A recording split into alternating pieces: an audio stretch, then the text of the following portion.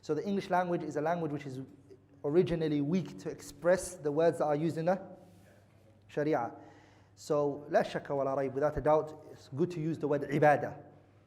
The reason is because ibadat in Islam, for instance, a man taking a spoon of food and placing it in the mouth of his wife with the intention of getting closer to Allah, the Prophet ﷺ told us he gets rewarded for it.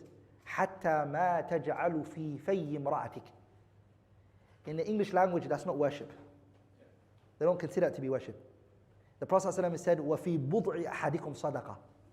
The intimate relationship that the man has with his spouse is also a form of ibadah that he can get closer to Allah if he comes with the intention. That's not in the English language, the word worship.